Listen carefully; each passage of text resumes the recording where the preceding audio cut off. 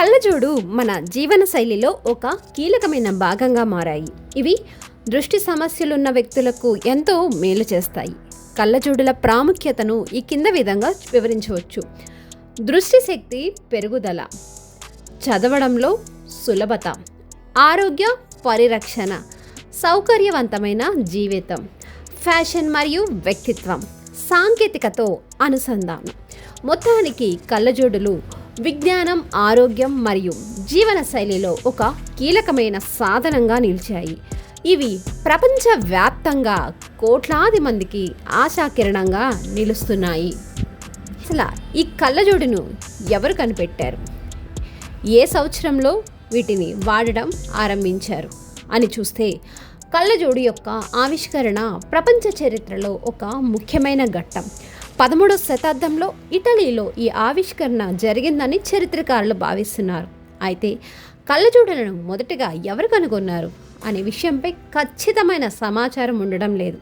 కొందరు చరిత్రకారులు సాల్వినో డి ఆర్మెటే అనే ఇటలీ శాస్త్రవేత్త ఈ ఆవిష్కరణకు ప్రధాన కారకుడని అభిప్రాయపడతారు. సుమారు 1285 ప్రాంతంలో కళ్ళజోడులు కనిపెట్టబడ్డాయి.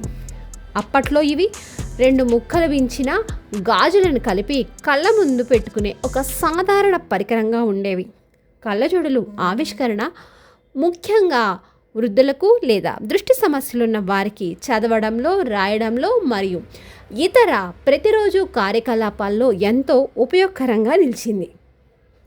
ఈ ఆవిష్కరణ అనంతరం కళ్ళజోడులు అనేక మార్పులు చెంది నేటి ఆధునిక రూపాన్ని సాధించాయి.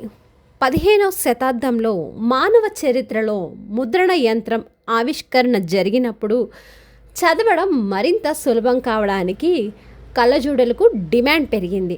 క్రమంగా ఇవి ప్రపంచవ్యాప్తంగా విస్తరించాయి.